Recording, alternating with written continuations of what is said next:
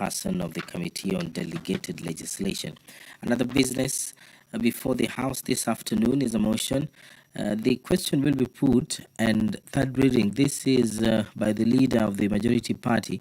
The report of the Committee of the Whole House on its consideration of the Pyrethrum Repeal Bill, National Assembly Bill number 40 of 2024, that this House do agree with the report of the Committee of the Whole House on its consideration of the Pyrethrum Repeal Bill, National Assembly Bill number 40 of 2024. The debate on the Maternal, Newborn and Child Health Bill, Senate Bills number 17 of 2023, was concluded for the second reading, and what will happen is that a question will be put so that the House can vote on whether or not this bill should be read for the second time.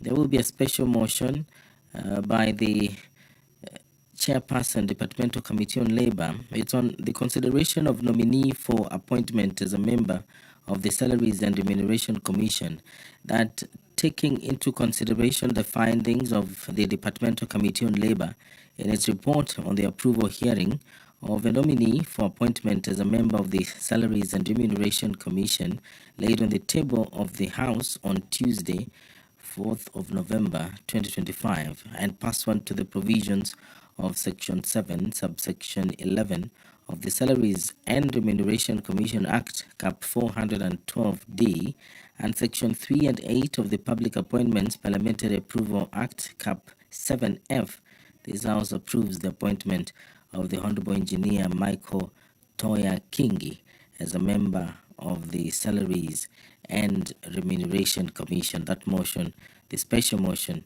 will be moved by the Chairperson, Departmental Committee on Labour.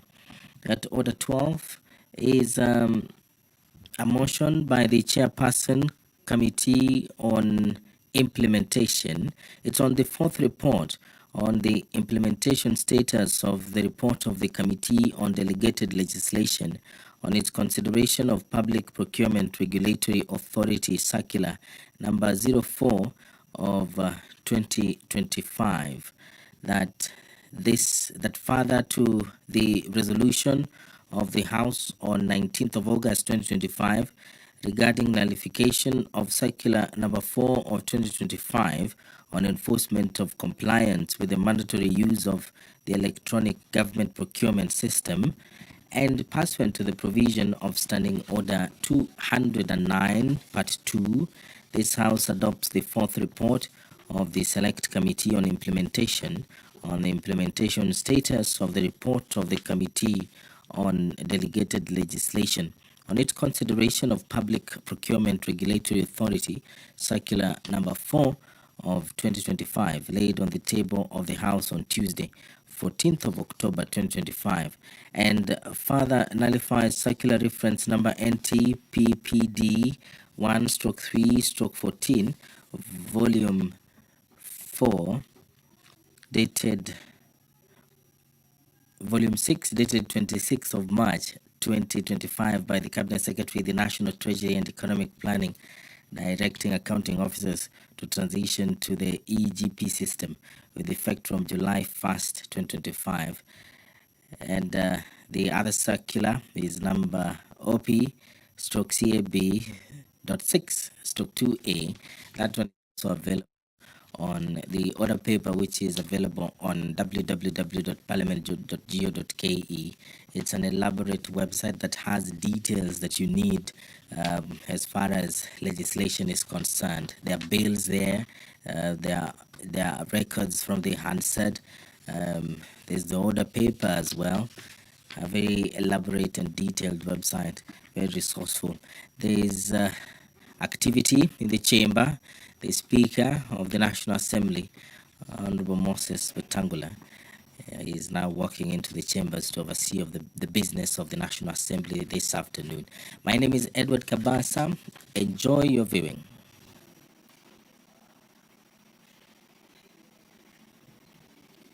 Waheshimiwa, tuombe. Ewe Mwenyezi Mungu ambaye kwa hekima na wema wako umetoa nyadhifa za viongozi na mabunge kwa ustawi wa jamii na utawala wa haki wa wanadamu, Twakusihi utazame kwa neema nyingi sisi watumishi wako ambao wameridhika kutuita ili tutekeleze shughuli muhimu za jamhuri yetu. Twakuomba uteremshie baraka zako sisi tuliokutanika hapa, na utujalie tuyatende na kufikiria mambo yote tutakayofikishwa mbele yetu kwa njia ya haki na uaminifu, ili utukufu na sifa zako siendelezwe, na ili kustawisha amani, ufanisi na heri ya nchi yetu, na wale ambao haja zao wamezikabidhi mikononi mwetu. Amen.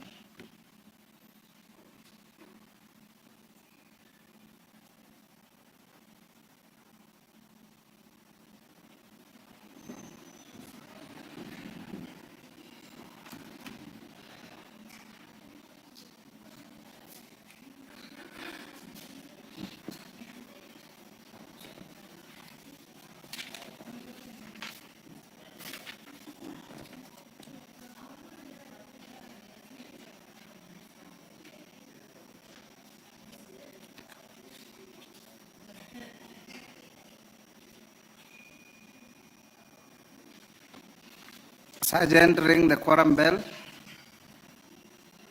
Where are our whips?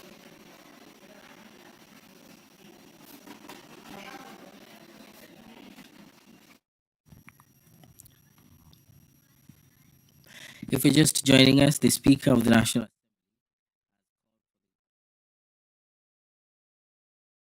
the whips of the either side of the aisle to mobilize their members to come into the chambers to allow business of the National Assembly to begin on this afternoon of 5th November 2025.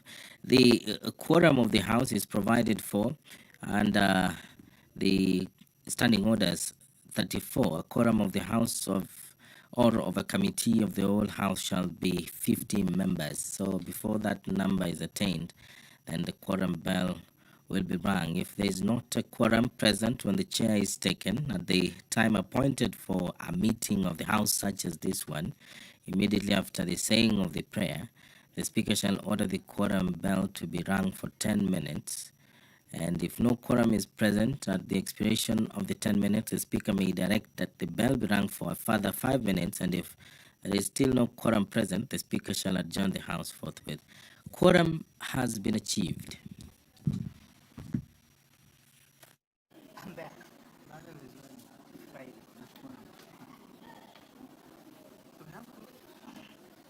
Honorable members, we now have quorum to transact business. Honorable members will order Kirima. Honorable members, today we have two CSs coming to the House. We'll start with the preliminaries and probably statements. Then we'll have the Minister for Education. I don't see the leadership here. Have you confirmed if the CS Education is here? I want us to have him at 3:30 for 30 to 45 minutes, because our holding him here will depend on how he answers the question before the House. If he satisfies the House, and if the Speaker is satisfied, the House is satisfied, then we release him and have the Minister for Health, Honorable Duale. So we'll do Honorable Gamba, 3:30, 3:15 to 3:30, and then we do health thereafter. The remaining 45 minutes from now to 3:30 will include a statement on roads from GK. Is he in the House? GK or the Majority Leader? They are the ones I instructed to come and give us a response. I believe they are within reach. As soon as anybody sees them, alert me. Okay, go ahead, Clerk. Order number 1, administration of oath. Order number 2, communication from the chair.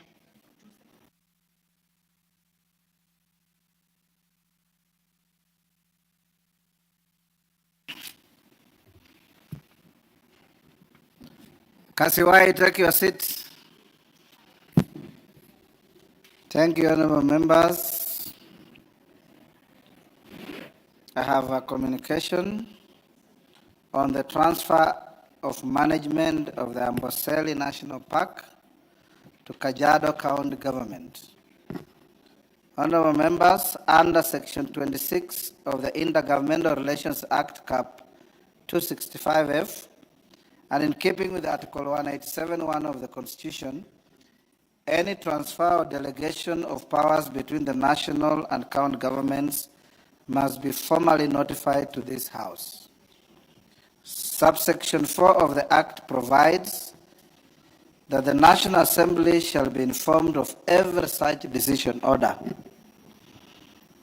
It is in this spirit that I bring to your attention a letter received in my office on 22nd October 2025 from the Intergovernmental Technical Relations Committee, IGRTC, the letter bearing the title Notification of the Transfer of the Management of Amboseli National Park to Kajiado County Government from the National Government, informs the House of an agreement signed on 14th October 2025 between the National Government and the County Government of Kajiado.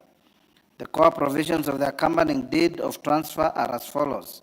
First, the County Government of Kajiado will assume full responsibility for the day-to-day management of Amboseli National Park. This includes safeguarding its ecological integrity and fostering local community involvement through conservation, education, and initiatives promoting peaceful human-wildlife coexistence. Second, funding for the transferred function will be sourced from park revenues collected jointly via the e-citizen platform, supplemented by appropriations from the Kajiado County Government.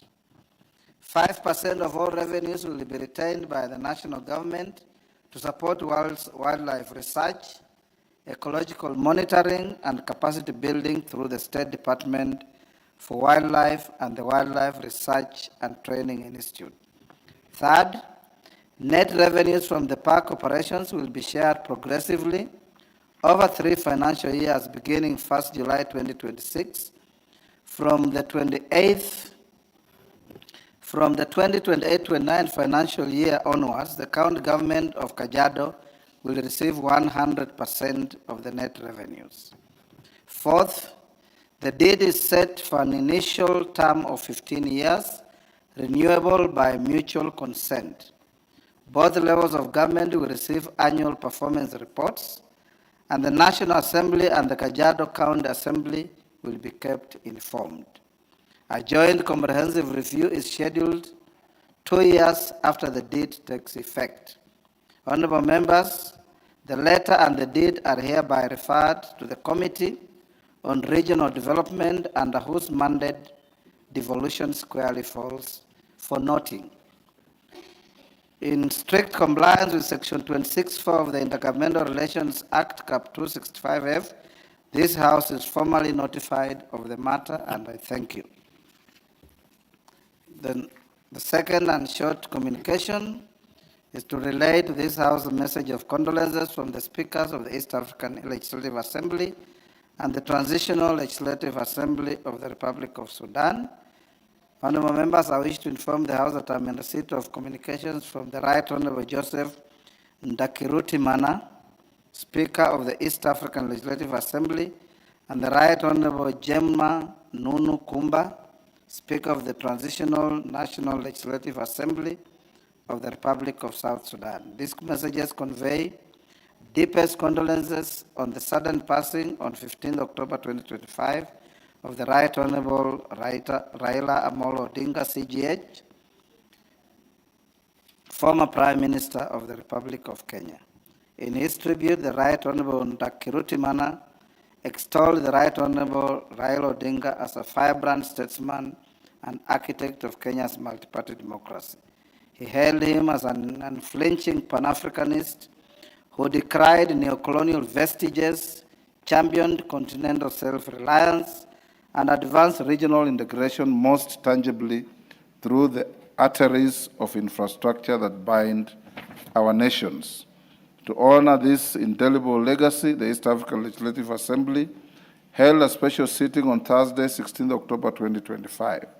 The proceedings, a moving testament to the Right Honorable Raila Odinga's lifelong service to the East African community and the broader continent, have been transmitted to my office for the House's records, and I'll equally share with the family of the Right Honorable Prime Minister. From Juba, the Right Honorable Jema Nunu Kumba lauded the departed leader's life of sacrifice, courage, and unyielding devotion to Kenya's democratic renewal. She acclaimed his stewardship in governance, justice, and inclusion as the bedrock upon which Kenya's vibrant democracy now stands. Honorable members, on behalf of the House and on my own behalf, I wish to extend our gratitude to the East African Legislative Assembly and the Transitional National Legislative Assembly of the Republic of South Sudan for their solidarity with our Parliament and the people of Kenya in this hour of national mourning. I thank you.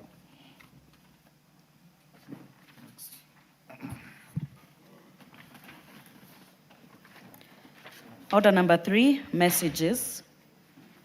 Order number 4, petitions. Order number 5, papers. Majority Leader.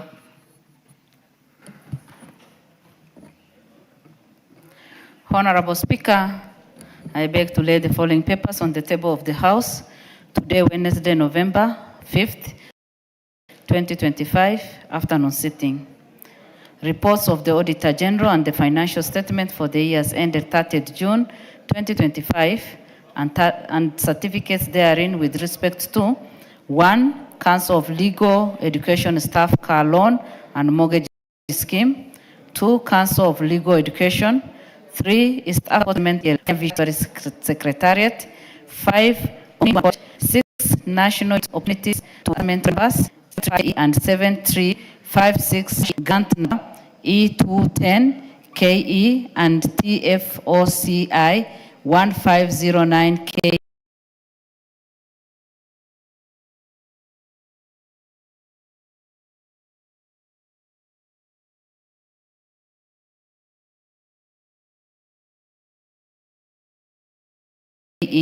National Industrial Training Authorities, NITA.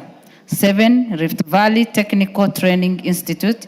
8. Support to waste management at Lake Victoria South Project Credit number BMZ number 2013-65352 Lake Victoria South Water Works Development Agency. Number 9. Tourism Research Institute. 10. Treasury Main Clearance Fund, the National Treasury. 11. Turkana University College. And 12. Witness Protection Agency. Thank you, Honorable Speaker, and I lay. Honorable Naomi, Chairperson, Select Committee on Regional Integration.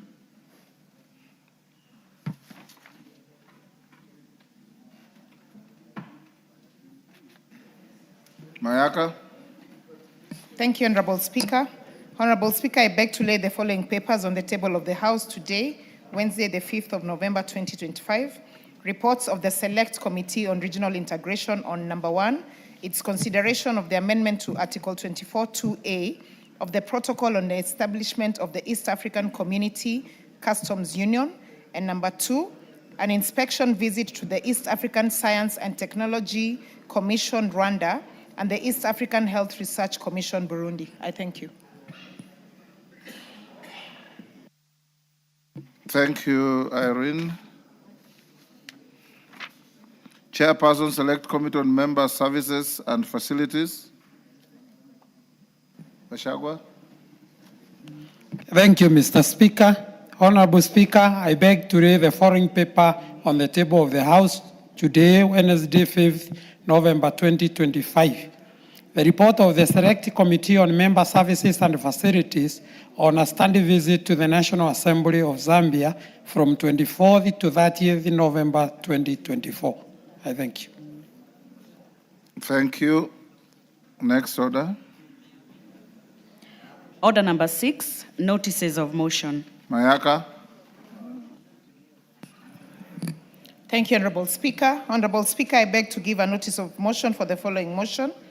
To give notice of the following motion, that this House adopts the report of the Select Committee on Regional Integration on its consideration of the amendment of Article 24(2)(a) of the Protocol on the Establishment of the East African Community Customs Union, laid on the table of the House on Wednesday, the 5th of November, 2025, and pursuant to the provisions of Section 3 and 8 of the Treaty Making and Ratification Act, Cap 4D, approves the ratification of the amendment of Article 24(2)(a) of the Protocol on the Establishment of the East African Community Customs Union. I thank you.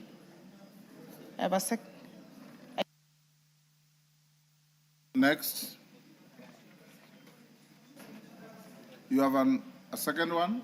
Go ahead.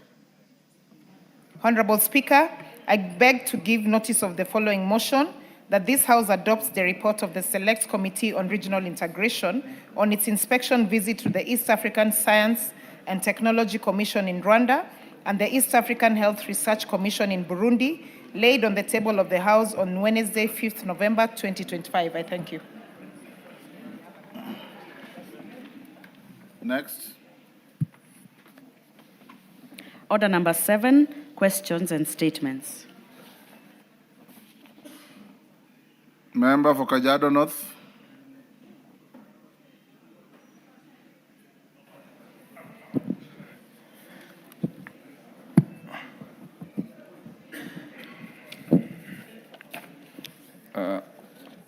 Excuse me, Mr. Speaker, I request for a minute.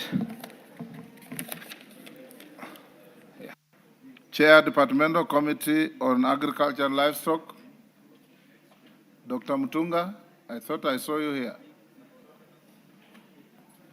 You have a statement?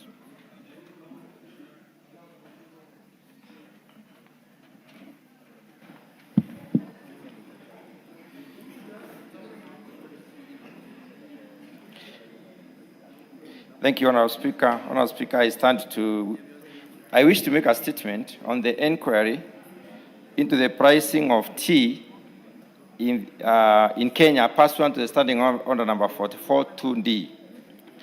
Honorable Speaker, the Departmental Committee on Agriculture and Livestock has resolved to conduct an inquiry into the pricing of tea in Kenya as a result of complaints raised by the honorable members of Parliament from factories in the west of the Rift Valley, alleging that tea factories from their region have been paying farmers lower bonuses in comparison to those from the east of the Rift Valley. Additionally, farmers from the west of the Rift Valley have protested, and some have uprooted their tea plantations, citing low tea prices and bonuses. The issue of tea pricing in the country has been a subject of debate in this House, hence the decision by the committee to urgently look into it. Honorable Speaker, the tea sector is the third leading foreign exchange earner in Kenya, supporting over 600,000 farmers, smallholder farmers, and several other persons along the tea value chain. The sector has, however, been faced by a myriad of challenges, among them delayed payments for farmers and low and unsustainable prices. The challenges have been as a result of fluctuations in global tea prices, higher production costs, and challenges associated with accessing the market. The inquiry seeks to look into the pricing structure and dynamics of the Kenya's tea industry, identifying gaps in the sector, and propose policy, institutional, and market reforms that need to be made in the industry for its sustainability. The purpose of the inquiry. The purpose of this inquiry is to carry out a comprehensive review of the system of tea pricing in Kenya and evaluate its effectiveness, fairness, and sustainability. The committee will then make recommendations that will ensure that all value chain players operate within a framework that will maximize value for all stakeholders. Honourable Speaker, the specific objectives of this inquiry include to identify how the pricing of tea in Kenya is done, to establish why tea prices from the east of the Rift Valley are higher than those from the west of the Rift, to determine why operational costs incurred by factories in the west of the Rift Valley are higher than those incurred by factories east of the Rift, to identify gaps in the institutions, to identify gaps in the institutional and regulatory framework in the tea sector, and also establish inefficiencies leading to low returns to farmers. The scope of the study. In conducting the inquiry, the committee will carry out an analysis of tea sector value chain by mapping out the tea value chain from pre-production, production, collection, processing, marketing, auction, retail, and export. The committee will also identify the points at which pricing of tea is done and the determinants, and assess the flow of information and decision-making in relation to setting the prices. The committee will further review the roles of the Tea Board of Kenya and KTDA by analyzing the legal framework governing the marketing, auction, and export of tea to identify overlapping roles or policy gaps that hinder effective price regulation. Additionally, the committee will also examine tea auction process and alternative marketing channels. It will also assess the competitiveness of Kenya's tea in comparison to global producers like Sri Lanka, India, Malawi, and closer to us, we will look at the Rwandese tea and Ugandan tea. Further, the committee will examine the cost of inputs, that is fertilizer, transport, labor, and so on, and analyze factory and export profit margins and identify inefficiencies along the value chain. Farmer payment structures will be analyzed. The bonus system will also be analyzed, and deductions will also be investigated by the committee. The committee will then propose ways of improving pricing, transparency, and accountability, and suggest the value addition, diversification, and innovation strategies. Methodology is very brief, Honourable Speaker. The committee intends to use the following methods to get information on the inquiry: review of documents, the acts of parliament, policies, regulations, reports from agencies, and other relevant documents. The committee will also, sorry, I'm reading from my phone and people are calling. Let me just... Mutunga, wind up.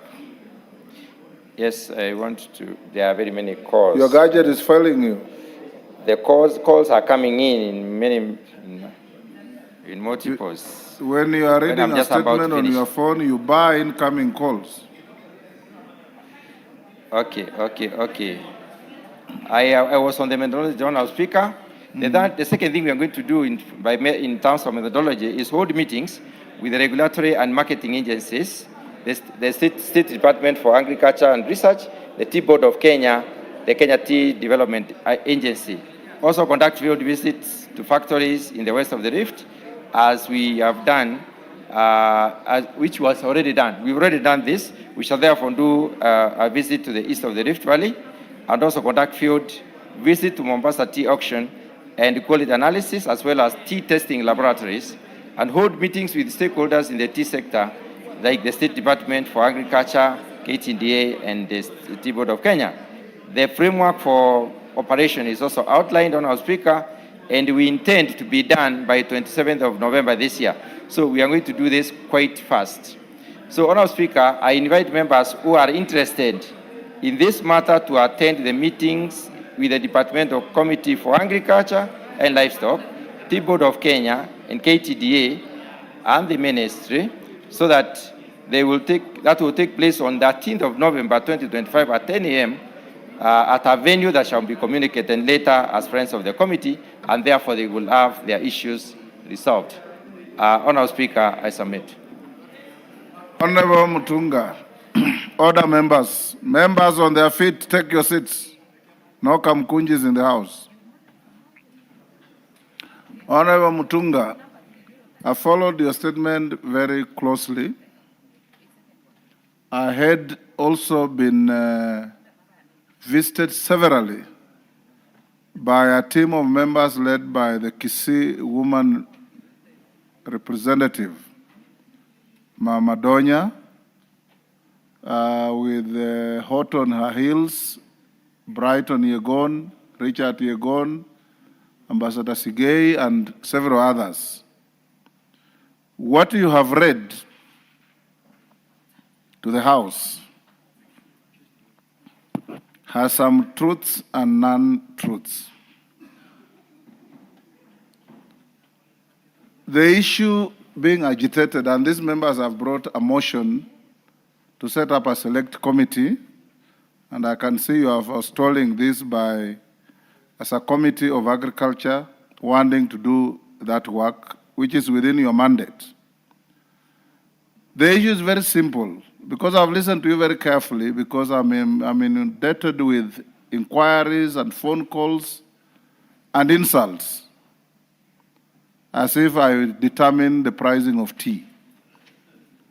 You don't have to go to Sri Lanka or Uganda or India to explain to Kenyans the issues at hand.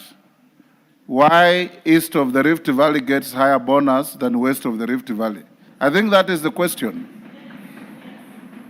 And that is what I've been seeing coming to my desk.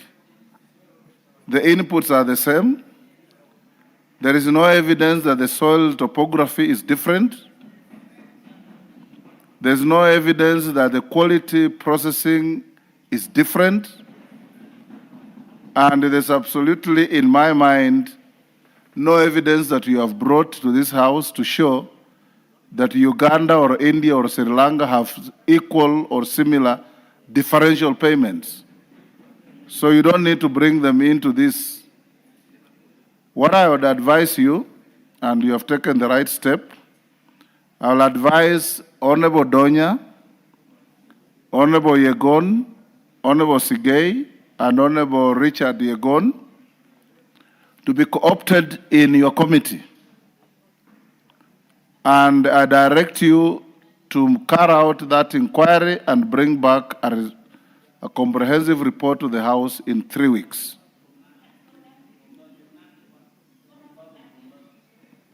What are you? Yes, Marian Kaitani. Honorable Speaker, I think the committee you are proposing that it be created is a good one. The only request we wanted to make is that the members who are being co-opted, we don't have anyone from Nandi County, yet Nandi and Bomet, no, Bomet is there. So some areas of Nandi and I think other areas that have been left out. If the list can be conclusive to have representation in every county that grows tea, especially in the west of Rift. Thank you. Maybe the 3 distinguished members from Bomet, can one of you drop out? Sigei, you drop out on account of seniority. Leave Brighton and Richard. Brighton is a member of the Agriculture Committee. Okay, fine. Then we'll have the issues east and west of Rift Valley, so don't bombard me with counties. It is east and west of the Rift Valley. That is what Mutunga said, and that is what I've been seeing. So from Nandi County, Melia and Marianne agree one of you to be co-opted. Marianne. Kisii Nyamira, you are the same ecosystem. Donya is there. She will represent all of you so that you can be able to, in 3 weeks, bring this unhelpful competing interests to a conclusion. No going to India, no going to Sri Lanka, no going to Uganda. We have no evidence that they have the same practices. Yes. Yes, DK? Thank you, Speaker. I'm rising on the ruling that you have given that I'm also in the Agriculture Committee, and listening to my chairman, which he had given a direction that the Committee of Agriculture handles the issue. But now that there is a co-opting, maybe the clarification is, will the co-opted members have a vote like the members of the Agriculture Committee, or they'll be appearing as the friends of the committee?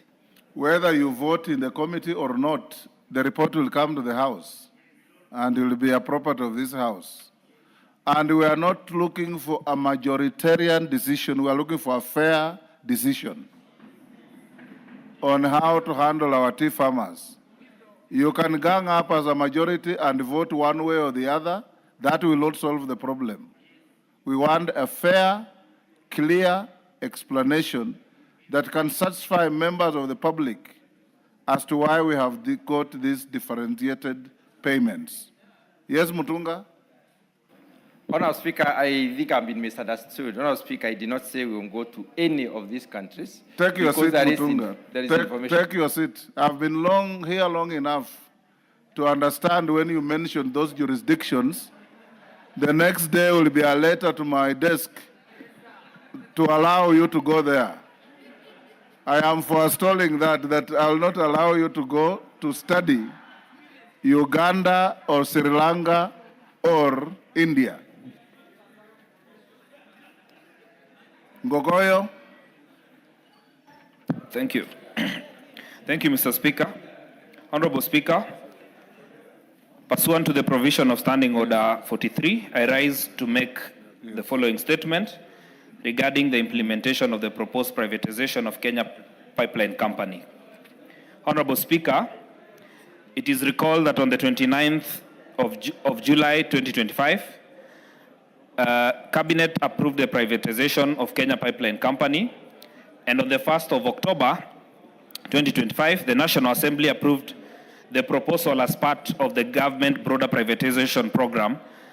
Under this plan, up to 65% of government shareholding in Kenya Pipeline is to be offered to the public through Nairobi Securities Exchange before 31st of March 2026. Honorable Speaker, while acknowledging that privatization is intended to promote efficiency and broaden public participation in the ownership of the company, there are serious public interest matters that are required to be that require clarification and assurance. First, there are questions regarding the valuation and pricing of Kenya Pipeline Company. The company is a strategic national asset with extensive infrastructure across the country and the region, including pipeline, storage, depots, and vital energy installation. There is public concern regarding the valuation process, the independence of the valuer, the assumption that will inform the valuation, and whether the reserve price will truly reflect Kenya Pipeline current projected market value. Additionally, it is noted the following. Cabinet approval in 2023, Kenya Pipeline acquired Kenya Petroleum Refinery Limited by way of 100% share transfer agreement. This essentially puts Kenya Petroleum Refinery Limited as a subsidiary of Kenya Pipeline Company. However, there are concerns on the transparency and public participation in the process of acquiring Kenya Petroleum Refinery Limited by Kenya Pipeline.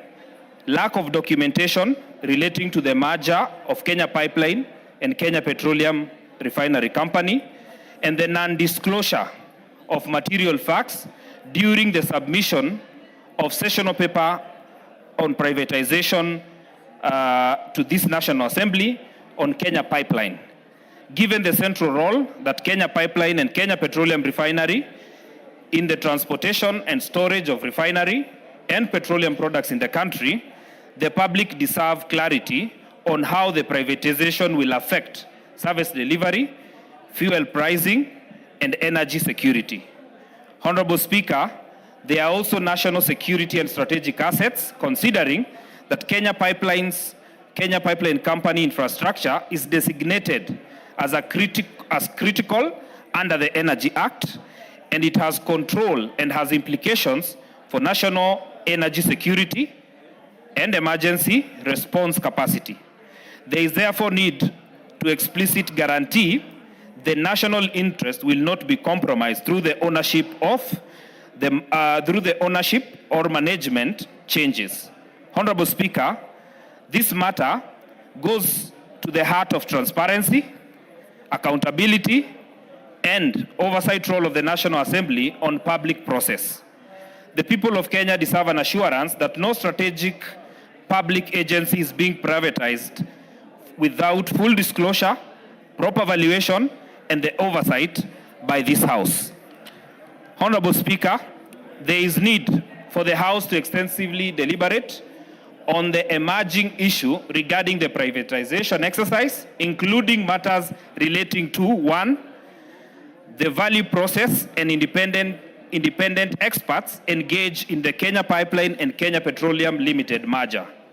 2, the legal and policy consequences of the privatization exercise, noting that the acquisition of Kenya Petroleum Refinery Limited by Kenya Pipeline, and 3, the extent the public participation undertaken, including consultation with sector stakeholders, employees of the Kenya Petroleum Refinery Limited, and Kenya Pipeline Corporation. Acquisition and reported merger. The measures in place to safeguard employee welfare and protect the strategic infrastructure. And 5, the intended application process and accountability framework for monitoring their use. It is on this background, Honorable Speaker, that I am seeking the leave of the House for the establishment of an ad hoc committee to comprehensively consider all the matters noted therein and relating to the acquisition of the reported merger of Kenya Petroleum Refinery Limited and Kenya Pipeline Company, and the proposed privatization of Kenya Pipeline Company, and report back to the House in line with the standing orders. This will ensure that the concerns raised are addressed, and even the government seeks to institute operational efficiency in the management of the state-owned corporation, which we fully support. With that, Honorable Speaker, I seek the leave of the House. You know what it means to seek leave of the House? Have you looked at your standing orders? Kogoyo? Yes. You know what it means to seek leave of the House? Okay, let me continue mentoring you. When you want to seek leave of the House, you either enjoy the sympathy of the Speaker or your request is supported by at least 5 members.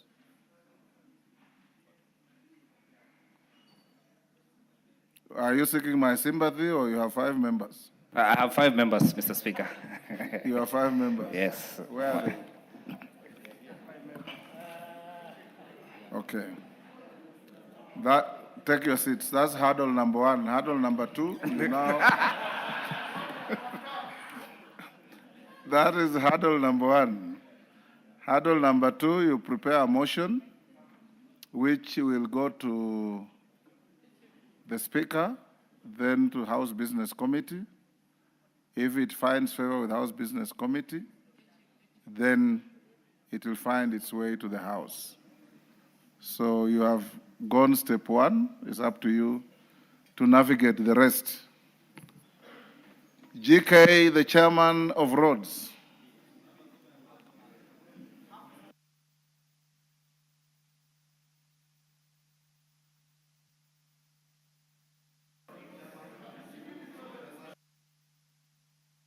Melly. Thank you, Honorable Speaker. Honorable Speaker, pursuant to the provisions of Standing Order 44-2C, I rise to request for a statement from the Chairperson of the Departmental Committee on National Security and Administration regarding the disappearance of Honorable Shadrach Maritim Cherwon from Tindred constituency. Honorable Speaker, Honorable Chair Maritime was reported missing on 27th of October and was last seen on CCTV footage about 6:02 a.m. in Elred's Unity area, having left his residence for a morning run. The matter was reported at the Langas police station, and since then, his family and community members have been searching for him without success. Honorable Speaker, it is of particular concern that Mr. Maritime had earlier on, 25th of January 2025, recorded a statement at Songo police station concerning threats to his life. Despite this, no adequate protection or preventive measures appear to have been taken by the relevant security agencies. In view of the gravity of this matter, I request the chairperson of the Departmental Committee on Administration and National Security to address the following. One, provide a comprehensive update on the status of the investigation into the disappearance of Honorable Sharadak Maritime Cherwon. Two, explain the steps being taken by the Ministry and the relevant security agencies to trace the whereabouts of Maritime. Three, clarify the actions taken and investigation undertaken on the report of the threats to his life at the Songo police station. And four, outline measures being implemented to safeguard individuals who have reported threats to their safety, particularly public officials and community leaders. I thank you, Honorable Speaker. Where is the chair security? Yes, Major Azo. Can you bring a response next week on Wednesday? Thank you very much, Mr. Speaker. We'll do so. Thank you. Honorable members, before we invite the Chair Rhodes, allow me to introduce to you a group of 18 students from Starehe Boys Center, Alliance High School, and Kianda School who are seated in the Speaker's Gallery. The students are in Parliament for a period of 2 weeks on a voluntary service scheme. This gives them an opportunity to give back to the community by providing voluntary services to various organizations through the school holidays. Honorable members, on my behalf and that of the National Assembly, I wish the students a good stay and positive experience in the service of the nation in this Parliament. Thank you. GK. Honorable Owen Bayer, we task you and the Chair of Rhodes to bring a statement. The Chair of Rhodes is here. I believe he is carrying a collective responsibility. Is he? Yes, Honorable Speaker, we've been in touch with the Cabinet Secretary, and we have a comprehensive report. And I think through the chairman? Through the chairman, for which he will deliver that. Can we hear the comprehensive report? Honorable Speaker, thank you. Honorable Bashir yesterday requested to know why carers allocation to constituencies, that is 22 and 10% allocation has been reduced from 62 million per constituency to 36 million as per the circular sent from KRB to regional offices. Honorable Speaker, you directed that we engage the minister, and we have done that, so that today we held a meeting with the Cabinet Secretary and the Principal Secretary, and it has been agreed that that letter be withdrawn, which has already been done, which has already happened. We've also agreed that the balance is that for financial year 23-24, 24-25 be cleared by or within this week. That is not later than 7th of this month, Friday this week. Honorable Speaker, we've also agreed that the Cabinet Secretary will appear before Parliament, of course, through your invitation, to explain to members why that letter indicated a reduction, and whereas members were expecting an increment in that allocation. Honorable Speaker, we will get a comprehensive response or report from the Cabinet Secretary, because we just concluded that meeting. Thank you, Honorable Speaker. Honorable Chair, if he has climbed down and withdrawn the letter, and you go back to the status quo ante, then there's no need to invite him. What is left is for you as the Oversight Committee to ensure implementation on the timelines you have been given, that by Friday this week, there is action. If there is action, it purges all wrongdoing, it purges all transgressions. And we can only invite him here for something else.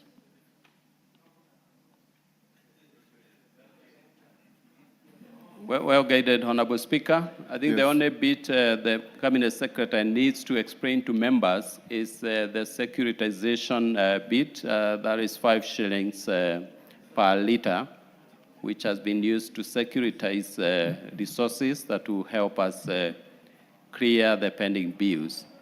That, according to the Cabinet Secretary, will slightly reduce the allocation per constituency by not more than 10 million per constituency.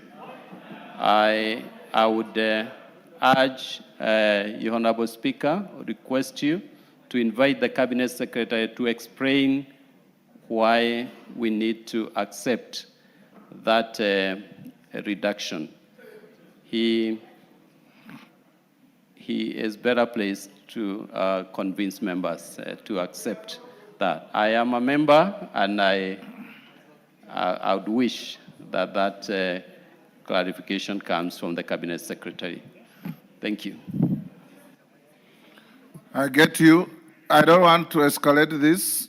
I'll look at the Hansard, what you said and what you are saying, and I'll advise you, if I require, I'll summon the minister here early next week so that you can interrogate him. I will not allow you. Let's have Minister Ogamba to come here and deal with education issues. As he comes in,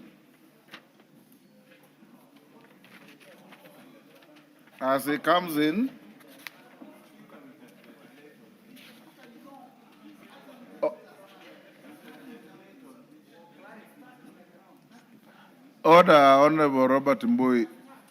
Honorable Kariuki has said that the circular that was taking away money has been withdrawn. He has also said that all the monies that are pending will be disbursed by Friday. Friday is day after tomorrow. If there is any issue, I will oblige you and call the minister here for you to interrogate him.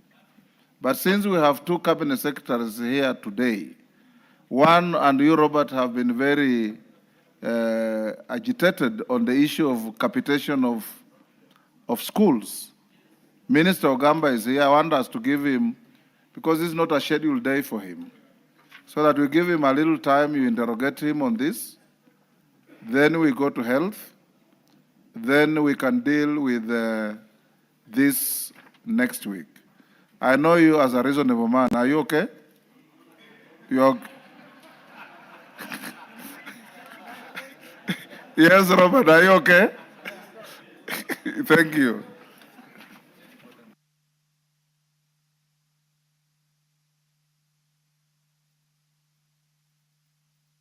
Let's dispose of orders 8, 9, and 10 for putting questions. Then we have Minister Ogamba for 30 minutes, and then we have Minister for Health. Call out order number 8. Order number 8, motion, consideration of 10 regulations relating to the petroleum sector. Question to be put. Order, members on their feet, take your seats.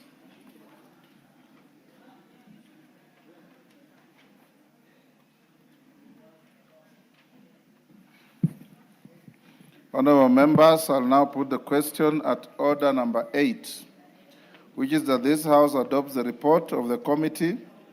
Order. Hillary, you walk in and there is disorder. Let's be orderly.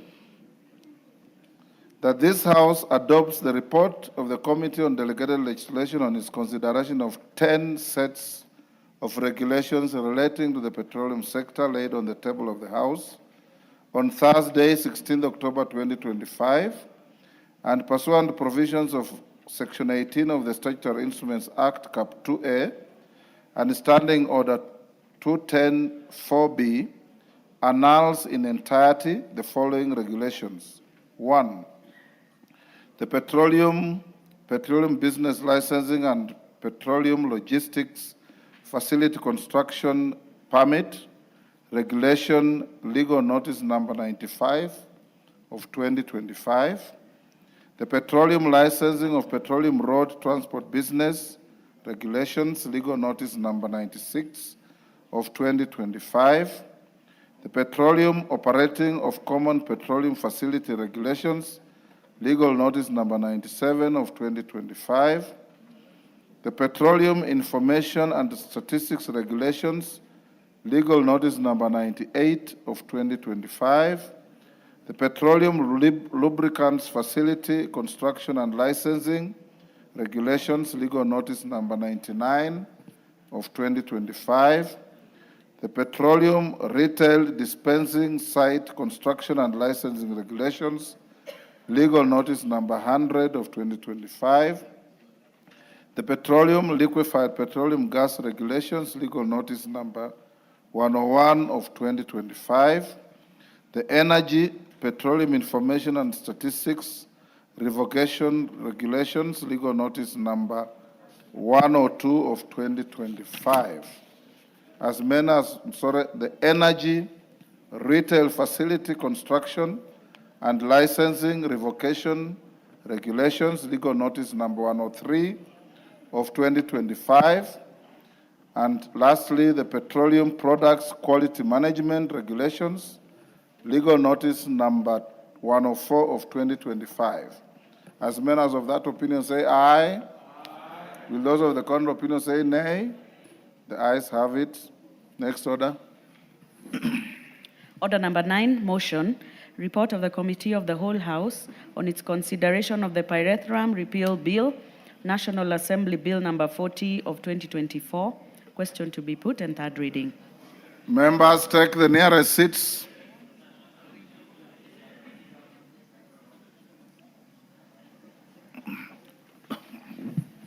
Honorable members, I'll put the question at order number 9, which is that this House do agree with the report of the Committee of the Whole House on its consideration of the Pyrethrum Repeal Bill, National Assembly Bill number 40 of 2024. As members of that opinion say aye. Aye. Will those of the contrary opinion say nay? The ayes have it. Mover. Honorable Speaker, I beg to move that the Petroleum Repeal Bill, National Assembly Bill number 40 of 2024 be now read a third time. Just to bring to speed, Honorable Speaker, that this bill was about repealing the Pyrethrum Bill because it was in contradiction to other bills, and therefore yesterday we had the honor to repeal this bill and do away with it, Honorable Speaker. And therefore, having said that, and I want to thank the members that contributed to this bill. It will help us grow the pyrethrum sector, and farmers that are in the pyrethrum sector, Honorable Speaker, will now enjoy the maxims that are provided for in the law that exists. And having said that, Honorable Speaker, I want to request the Honorable Pilot, Member Mwingi, CNN, to second me on this. And for the record, you can't repeal a bill. You only repeal an act. So you are repealing the Pyrethrum Act. Is that correct? Because you have gone on record as saying you are repealing a bill. Can I go on record? Yes. Okay, Honorable Speaker, I beg to move that the Pyrethrum Repeal Bill, yes, National Assembly Bill number 40 of 2024, be now read a third time. So I want to say this is an act that was already in existence, Honorable Speaker, and we brought a bill that repealed the act, yes, and therefore the act does not exist anymore, Honorable Speaker. It still exists until we finish this. Until we finish Until we finish, Honorable Speaker. Thank you for the correction, Honorable Speaker. Yes, Guna. Yes, Mr. Speaker, I was in the House actually, and I confirm I want to second what Majority Leader has said. So Thank I you. second. Thank you. Order members on their feet. Makali Mulu, take the nearest seat. Naisula, take your seat. Honorable members, I now propose the question, which is that the Pyrethrum Repeal Bill, National Assembly Bill number 40 of 2024, be now read a third time. Do I put the question? Honorable members, I now put the question, which is that the Pyrethrum Repeal Bill, National Assembly Bill number 40 of 2024, be now read a third time. As many as of that opinion say aye. Will those of the contrary opinion say nay? The ayes have it. Next order. A bill for an act of parliament to repeal the Pyrethrum Act and for connected purposes. Order number 10, the Maternal, Newborn and Child Health Bill, Senate Bill number 17 of 2023, second reading, question to be put. Order, Honorable Makali Mulu, take the nearest seat.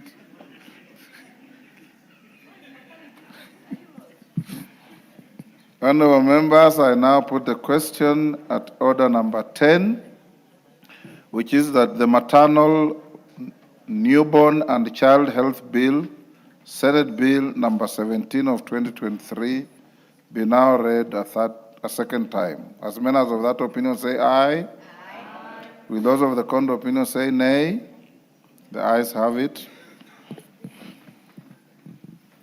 A bill for an act of parliament to provide for a coordinated system for the provision of quality maternal, newborn and child health services, to provide for response to maternal and child morbidity and mortality in the country, to provide for a healthcare system that facilitates the attainment of health rights for mother and child and for connected purposes.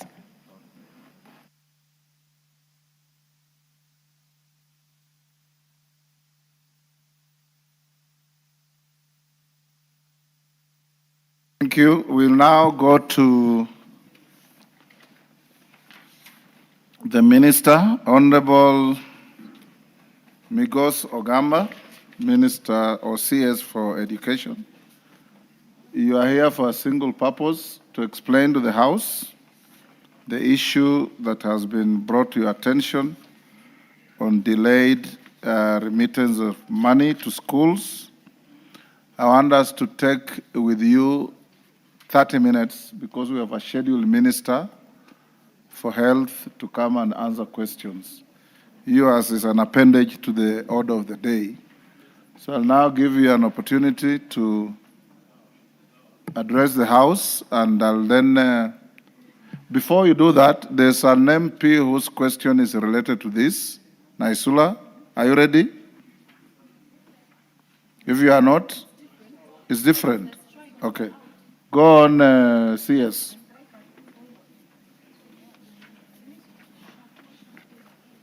Yours was about strikes, which has been called off. Okay. Go on, Minister.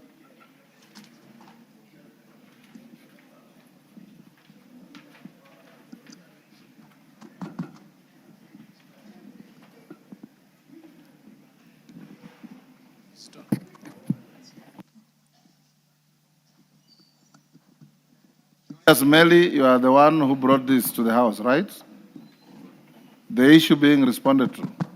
Yes. Thank you, Mr. Speaker.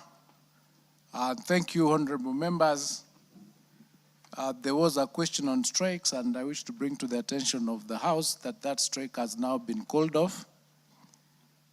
And I was wondering whether I should be allowed to respond to that question first before I do the capitation one? Or do I proceed with the capitation one? Okay. Thank you, members. Members, as I informed the House during my last appearance before this House on the 8th of October 2025, the Office of the Auditor General reported that some of the schools that had received capitation from the Ministry of Education were non-existent. Following this report, we decided as a ministry to undertake a comprehensive verification exercise to determine the actual number of schools and learners in the country. To ensure transparency and accountability in the utilization of public resources, we decided that capitation shall only be disbursed to schools whose enrollment will have been verified. I wish to highlight the status of capitation disbursement to schools at the various levels as follows. Mr. Speaker, in the capitation cycle released for the third term, the ministry used an enrollment of 5,833,175 learners in 23,889 primary schools to request for capitation funds amounting to Kenya shillings 1,656,741,687. This amount was subsequently released to the from the National Treasury to the Ministry of Education for disbursement. A total of Kenya shillings 1,366,659,000. A total of 1,366,659,262 shillings has been disbursed for a total of 4,812,189 learners as follows. Number one, 16,788 schools with an enrollment of 4,295,820 learners were cleared for full capitation and paid a total of 1,220,012,880 shillings. Number two, 235,461 learners in 3,979 schools below the threshold, that is students with less than 90 learners, were paid full capitation amounting to 66,870,924. 3,065 schools which had not submitted data or submitted data in the wrong format were paid 50% of the NEMIS enrollment. This covered 280,900 learners, accounting for Kenya shillings 79,775,458. Mr. Speaker, in the capitation cycle released for the third term of this year, an enrollment of 2,430,398 learners was used to request for capitation funds for 20,927 junior schools. Consequently, the National Treasury released a total of Kenya shillings 5,702,842,725.04 to the ministry for this level of learning. Following the ongoing verification exercise, 2,943,224 learners in 20,630 junior schools have been cleared and their capitation released, translating to disbursements of Kenya shillings 5,134,773,150.80. This amount includes Kenya shillings 78,202,838.30 that was paid for 56,599 learners in 2,145 CS, that are in below. the interest of time, Yes. when you are talking of 5 billion, just say 5 billion. Okay. If you are talking of 78 million, don't go up to 30 cents, just say 78 million. Well noted, Mr. Speaker. And thank you for that guidance. So there was that was paid to 56,599 learners in 2,100 schools that were below the threshold, and that is learners or schools that had students that are below 45 in number. This also includes 122 million paid for 118,000 learners in 934 schools that were paid 50% capitation based on NEMIS enrollment. The 934 schools are still awaiting verification and clearance, and the delays on verification have been caused by non-submission of data, late data submissions, and errors in data capture by the respective institutions. Our field officers are currently working with the institutions to ensure that the urgent submission of accurate data is done. Mr. Speaker, for secondary schools, the ministry received the sum of 10.3 billion Kenya shillings for capitation for third term.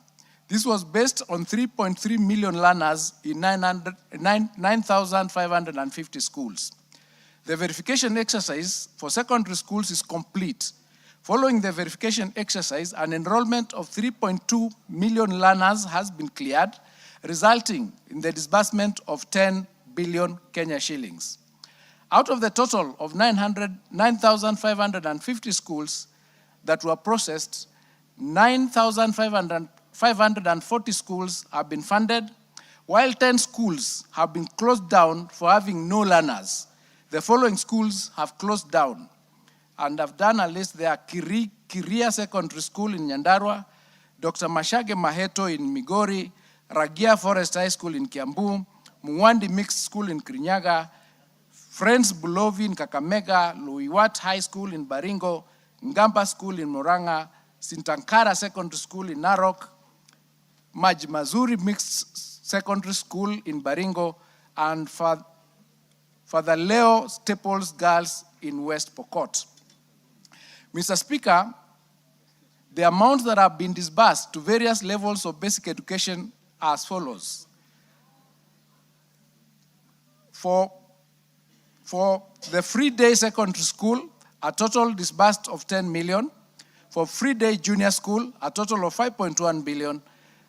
Free primary education, a total of 1.7 billion, making the total disbursed of 16.5 billion Kenya shillings.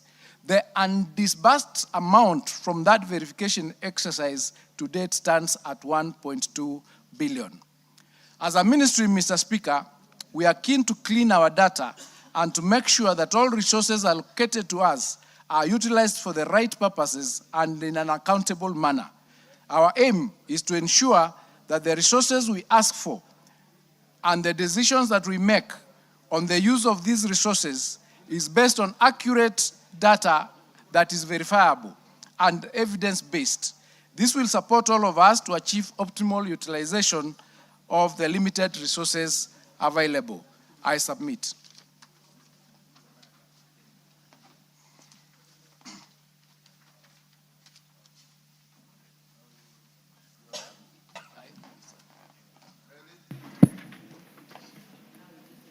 Were you listening, or you are Yes. talking to I was McLeod? listening, Honorable Speaker. Honorable Speaker, I want to say that I asked that question on behalf of the many members of Parliament who are here, and on behalf of Kenyans, because of the issues of capitation which was affecting administration of exams and management of schools, because these money are very essential, especially in the running of schools now that it's examination time.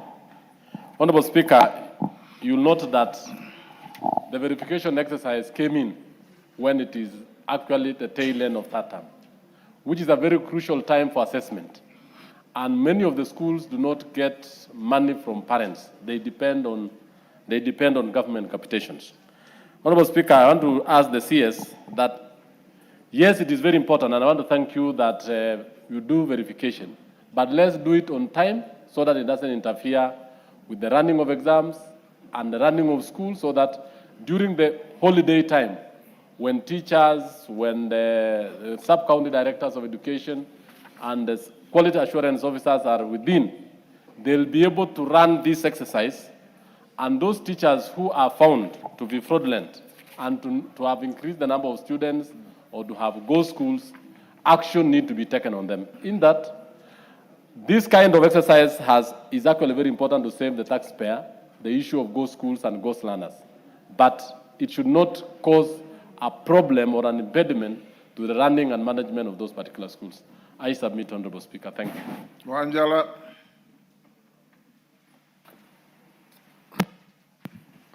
Thank you, Mr. Speaker. Mr. Speaker, the Ministry of Education has been telling Kenyans that they disbursed, and this was in fact last financial year, that they disbursed money to ghost schools. They even gave the number of the schools that got that were ghost, who received the money. It is this same ministry that wired the money to those schools. They must be knowing the accounts. They must be knowing the signatories. Mr. Speaker, the Ministry of Health recently came in and did arrest those people who have been stealing sham money. Why has it taken so long for this minister to arrest those people who withdrew the money and in those ghost accounts of schools that they call ghost schools, and those who wired the money? Because they must be knowing. For how long will we be waiting? And yet he is causing other children to suffer for nothing. He should move the way the Ministry of Health has moved.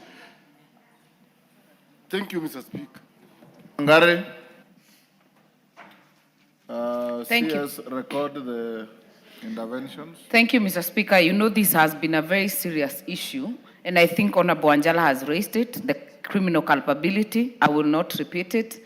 But, Mr. Speaker, you remember yesterday we raised the issue of circulars, which the CS should address.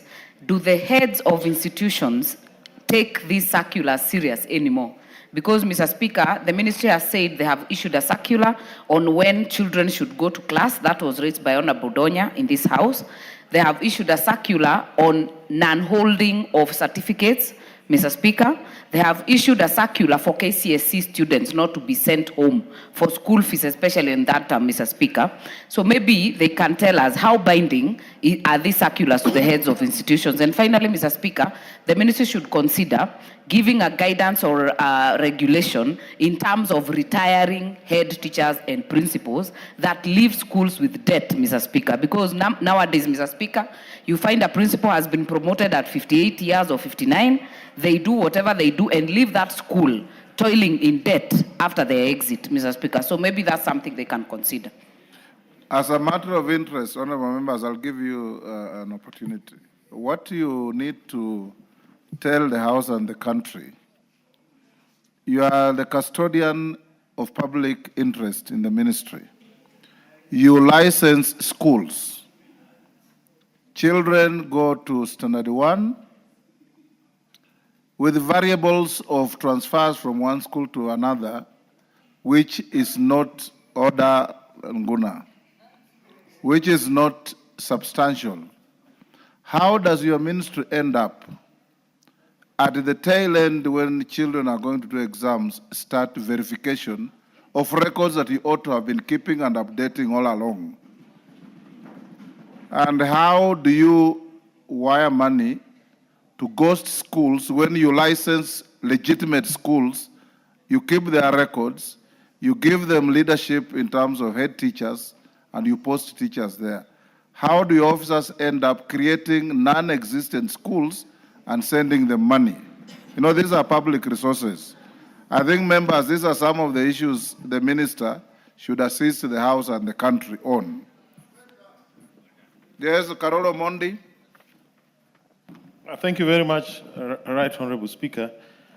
I saw a news item yesterday that school fees have been increased and standardized across the country at 53,000 per student, at a time when we know the incomes have not grown in this country. The cost of living remains fairly high, and a lot of parents are struggling just to pay the current fees. I was wondering if the minister could explain to this House what informed this decision and why it is so necessary at this particular time, and whether there's room to review it. And maybe if also the chairman, Education Committee, if they were aware of this increment at all, and what they said about it. Thank you, Honorable Speaker. Mandazi, Honorable Mandazi.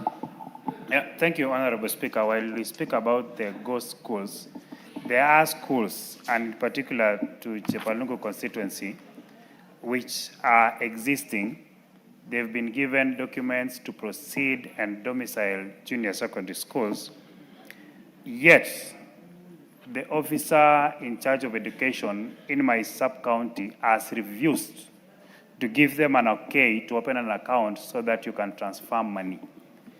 This is a matter that has affected learning in the 11 schools, and I have severally reminded the relevant persons in the ministry to act about the same, but they have failed. And up to date, the schools that I'm talking about, the 8 teachers in these particular stations have called parents to ask them to transfer students to the neighboring schools. This is an issue, Speaker, that has really affected the people and the students who are from this particular schools. Thank you. Robert Mbui. Thank you, Mr. Speaker. Mr. Speaker, I think this CS needs a little bit of caution, Mr. Speaker, because I sit in the Committee of Delegated Legislation.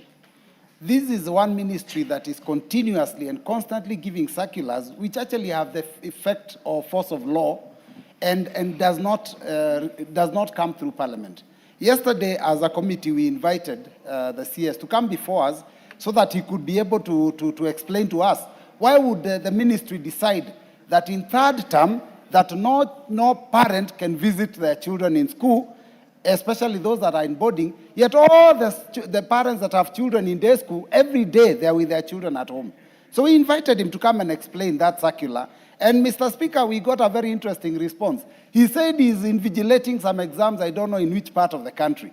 Mr. Speaker, the issue of exams has to stop becoming an excuse for the minister, because if there's exams going on, there are teachers that are supposed to supervise and invigilate exams. There are police officers who are supposed to provide security. The whole government cannot be going up and down pretending to be supervising exams. So, Mr. Speaker, I think it is important that the minister respects this house and stops issuing circulars that have the force of law, because Article 94, Part 5 says that it is only this house that can make law. Thank you, Mr. Speaker. Gishemu. No, Taitumu, sorry. Taitumu. Okay, thank you, Mr. Speaker, for this opportunity. Verification of students in all schools across the country, I being a teacher, is a continuous exercise. Every month, the managers of schools forward the data of the students or the learners in their respective schools. I'm asking the minister, how do you harmonize, particularly the enrollment in first term and the enrollment in third term? Because enrollment in the first term do soar, it goes up, and in third term, due to other forms of attrition dropping, the enrollment goes down. What do you do to make sure that you don't disadvantage the end teacher? Because your management is giving a lot of error to the managers of the institutions, because some of the schools were receiving money as late as yesterday. It is ridiculous, Mr. Speaker, to say that they are dealing with the Auditor General's report. If the Auditor General did not indicate, does it mean that the ministry does not have records to know when they should wire money to the schools and whether they are sending the right amount to the right schools without the report from the Auditor General? Minister, can you respond to those? Then we'll do one last round and we'll release him. Thank you, Mr. Speaker.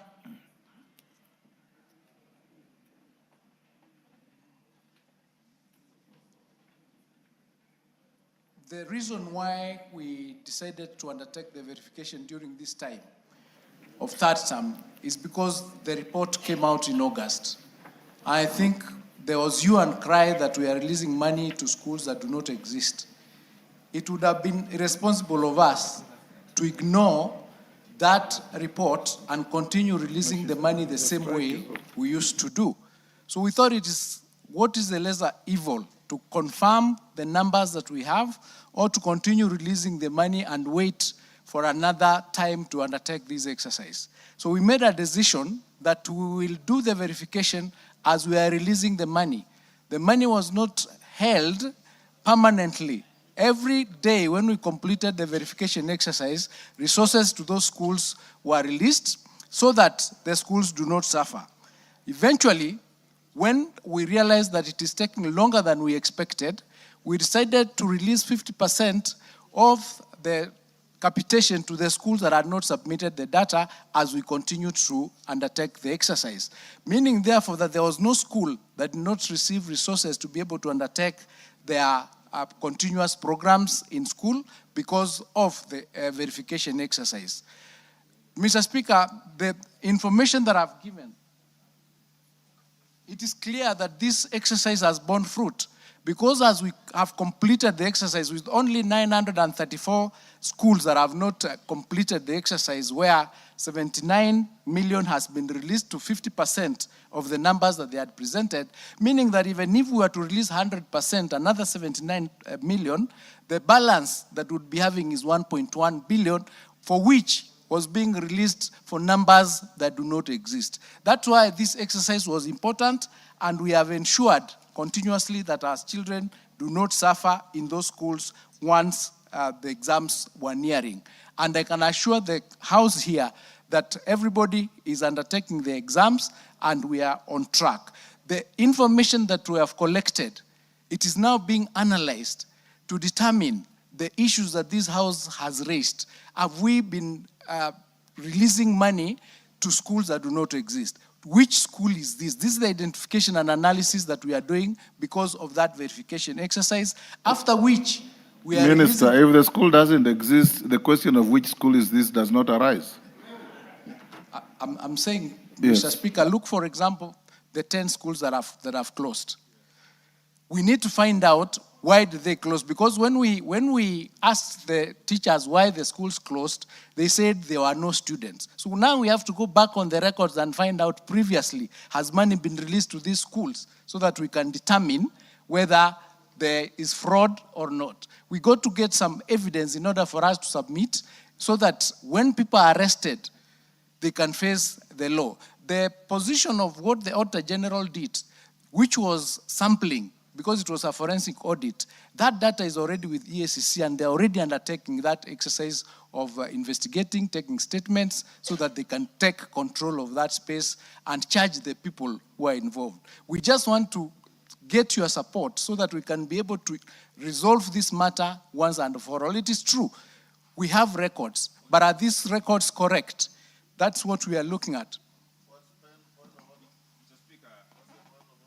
Mr. Speaker, I think the minister is misleading this House. EACC doesn't take away the responsibility of him as a minister. The fact that EACC are handling those files, it doesn't make that he should take actions on his officers from his ministry who wired the money. He doesn't have to wait the report from the EACC. He remains the minister in charge of education in this country, and he must take action regardless of what the EACC will do. So he should not mislead this House, Honorable Speaker.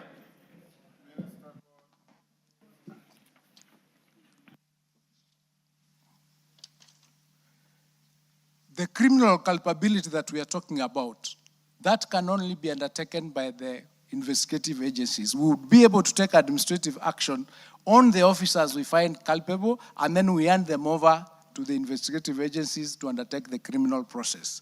That is already being done. Minister, you'll help. I don't want us to take very long on this. You'll help this House this way.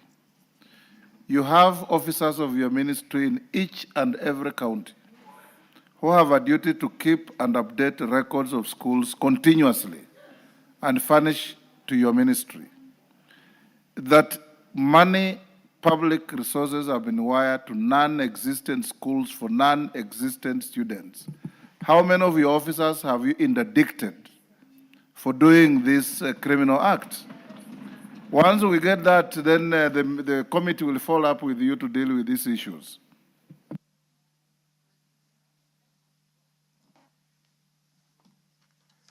Based on the verification exercise that we are undertaking, we've not interdicted anybody because we've not completed the analysis of the exercise, as I've indicated. We've completed the data collection, which is what I presented here. And once we complete the exercise, we will then be able to take action. It is at that stage where we are analyzing the data that we've collected in order for it to inform us who is involved, which bank accounts, which institutions, which individuals, which officers, which sub-county, so that we can then take action against them. We can't take action against anybody based on the data that we have now because we've not concluded the exercise. That is the reason, Mr. Speaker. Yes, Millie. Mr. Speaker, the CS is disappointing me, being an alumni of the same primary school as myself, Homa Bay Primary School. Mr. Speaker, from what the CS